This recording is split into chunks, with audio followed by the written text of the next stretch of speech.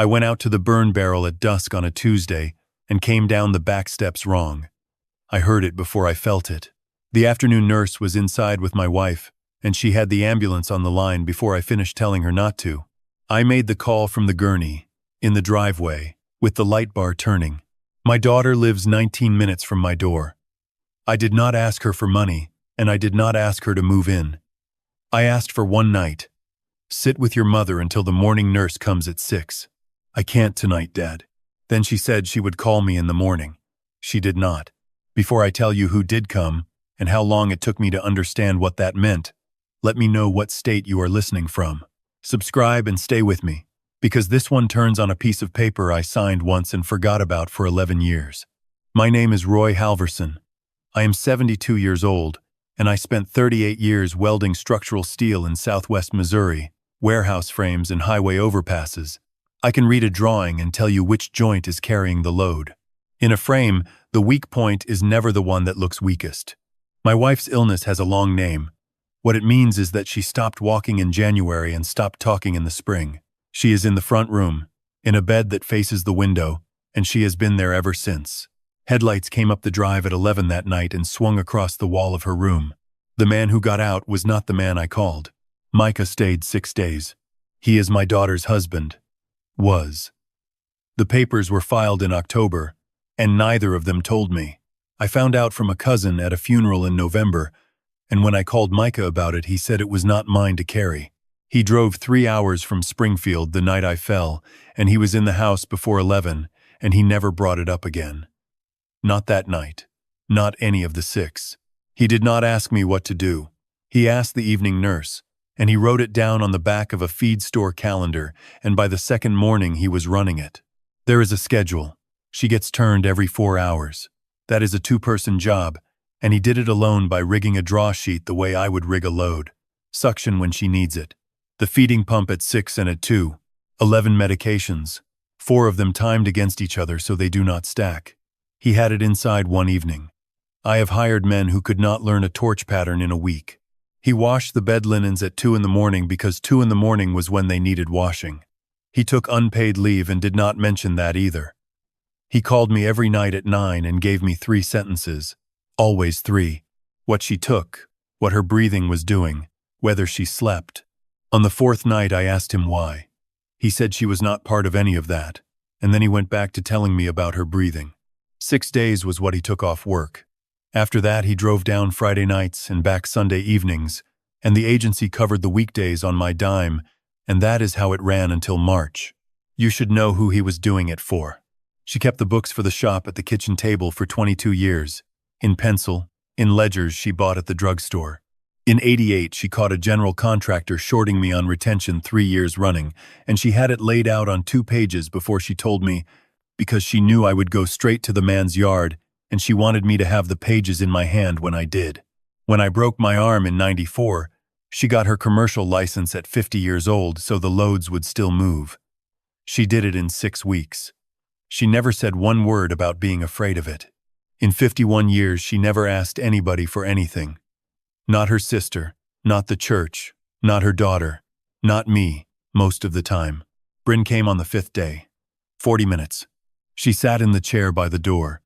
That is the chair people take when they are not staying. She had her coat on the whole time. Is the long-term care policy still paying out, or has that run through? I told her it had another year. And who's staying at the house with Lorene? That is her mother's name. I have not used it in this story, and I am not going to. But that is how it came out of my daughter, flat, the way you would ask about a tenant. I told her Micah was at the house. She said that was a strange arrangement, and she looked at her phone, and 11 minutes later she said she had to get back. After she left, I asked the aide for a legal pad and a pen. I could not hold the pen well with the line in my hand, so it came out crooked, like a boy's writing. I wrote the date at the top. Then I wrote the 5th, and 40 minutes. Then I asked the aide to crank the head of the bed all the way up, and I sat straight for the first time since they opened my hip, and I stayed that way until the shift changed. They moved me off the surgical floor on the 4th day, down to a room at the end of the hall next to the family lounge. The door had a bent hinge and would not sit in the frame. I mentioned it once and then stopped mentioning it. Because a man in a bed who complains about a door gets a reputation on a floor, and I still needed things from those people. So I heard the lounge. 4 days of it. A woman working out who would take her father's dog. 2 brothers arguing about a headstone. A young man on the phone telling somebody the surgery went fine and then sitting there for 20 minutes not saying anything at all. On the 6th day, I heard my daughter. There was a man with her. I had not met him, and I did not know the voice. Spring's better than fall on that street. You'd want it listed by April, and that means the inside is done in March. The contents are what people underestimate, Bryn said. That house has 50 years in it. 2 days with a crew and it's a clean shell. That part's not the problem. A pause. How long does the rest of it take? Realistically, there was a stretch of quiet after that. Somebody moved a chair. Then she said she did not know, and that nobody would give her a number, and the 2 of them went back to talking about the month of April. She came in 10 minutes later. She asked whether I had slept. She straightened the blanket over my feet, which needed doing, and she did it carefully. She said the food looked better than she expected. She said she would try to come by on the weekend and take a load off Micah. She stood at the end of the bed with her keys already in her hand.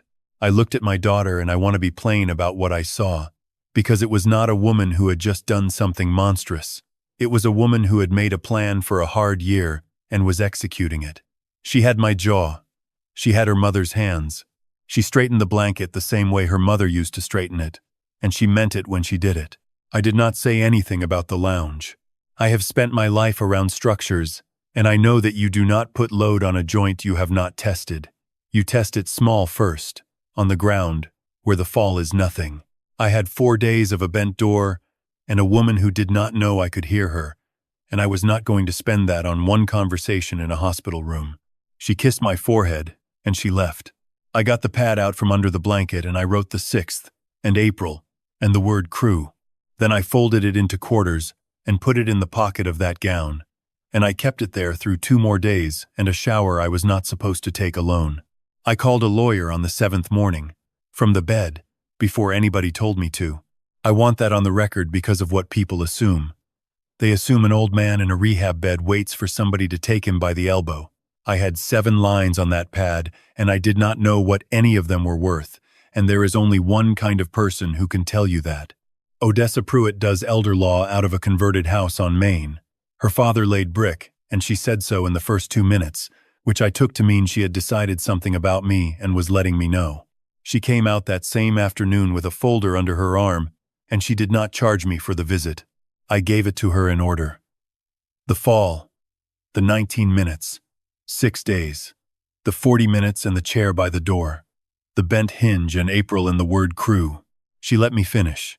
She wrote 4 things down in an hour, which I respected, because I have sat across from men who wrote constantly and heard nothing. Then she went through what I actually had. The will was drawn in 2009. Everything to my wife. If she goes first, everything to Bryn. There is no other name in it. I told her I wanted that changed, and I said it the way you say a thing you have been holding for 2 days. She put her pen down. I can have that redone this week. I want you to understand what it will and won't do.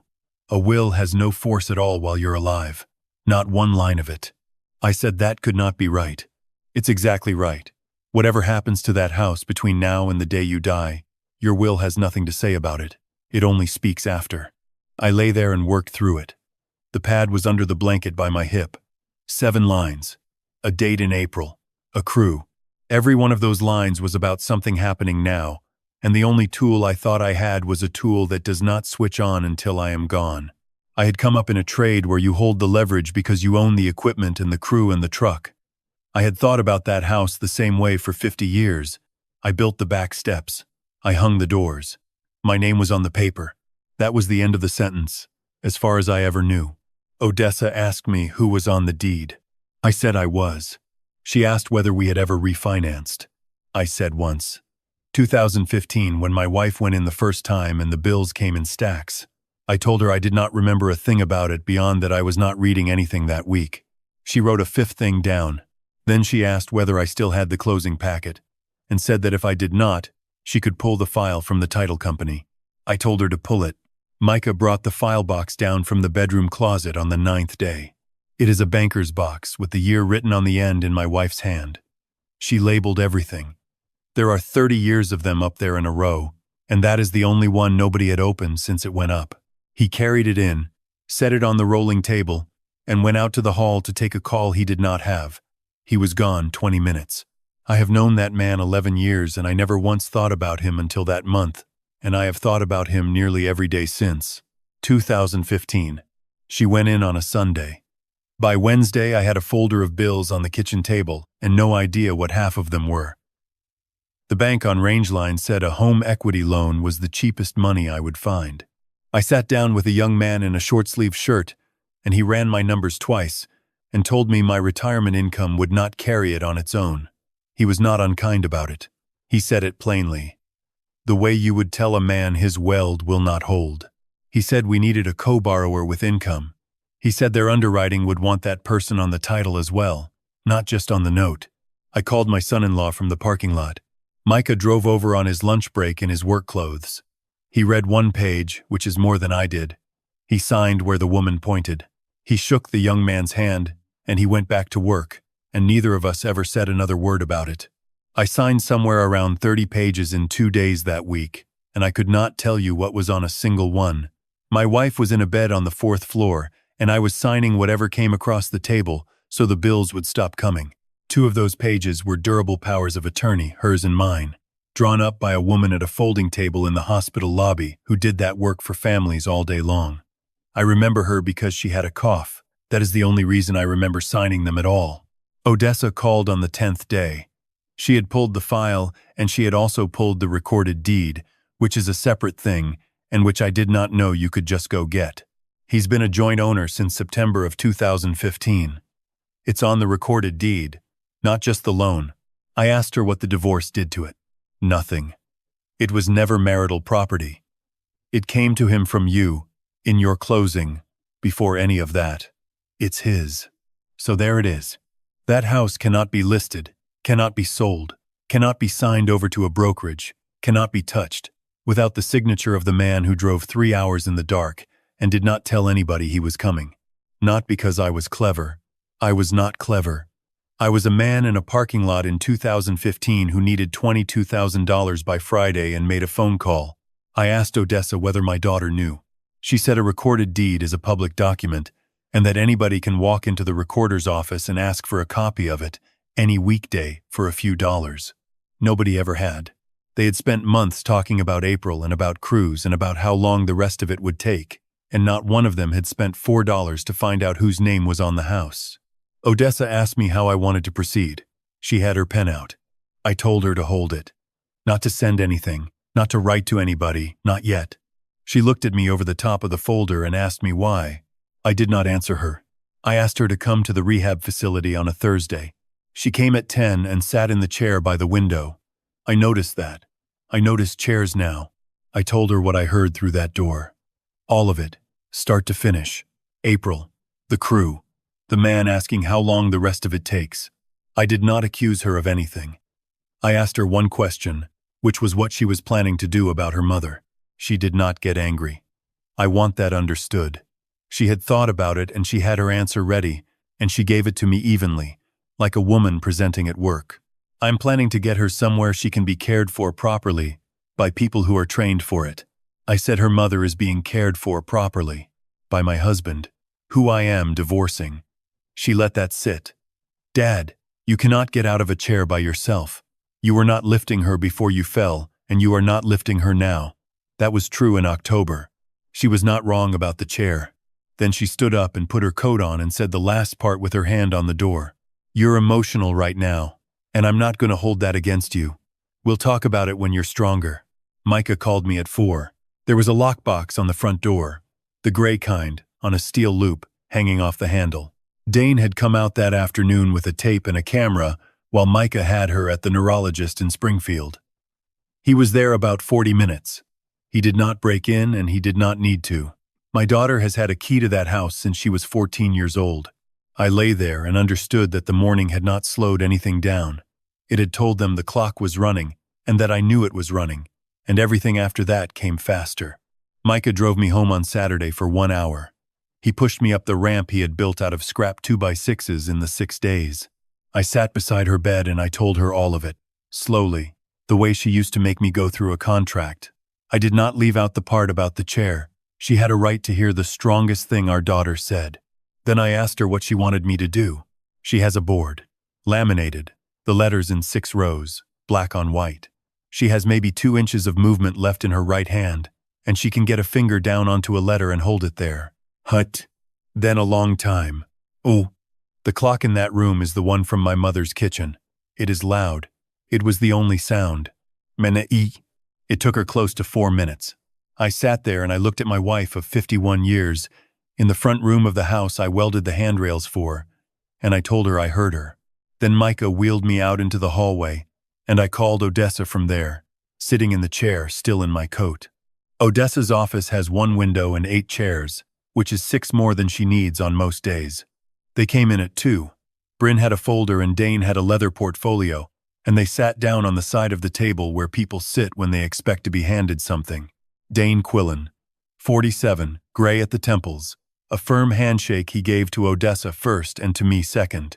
Micah was already in the room. He had been there since 1:30 because he drove in from the house. Neither of them said a word to him.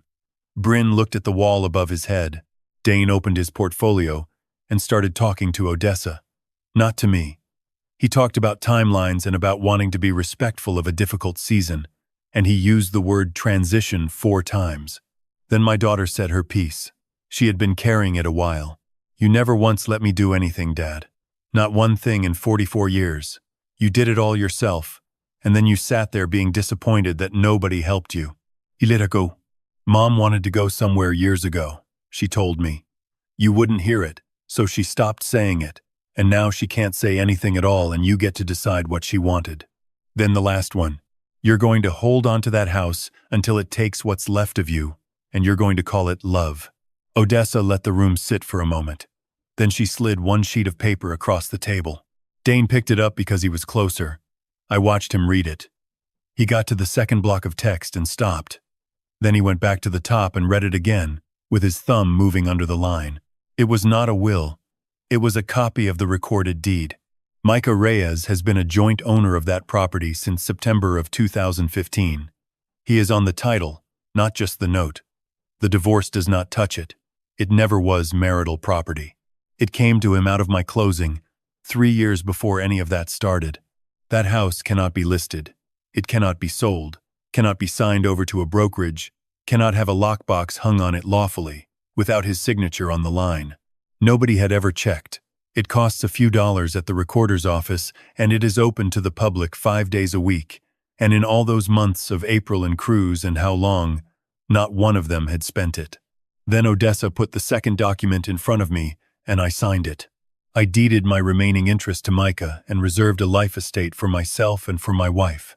Odessa signed for my wife under the power of attorney from 2015, and she read the relevant paragraph of it out loud before she did. What that means is simple enough. The house is his. Neither of us can be moved out of it while we are living, by him or by anybody. When we are gone, it does not pass through my estate. Dane put the deed back on the table, face down, and did not pick up his portfolio. Bryn asked me how long I had known. I told her 1 sentence, and it was the only thing I said to her in that room. I asked you for 1 night. Micah stood up and took the handles of my chair, and we went out through the front, past the 8 chairs, and neither of us looked back. Dane was gone inside a month.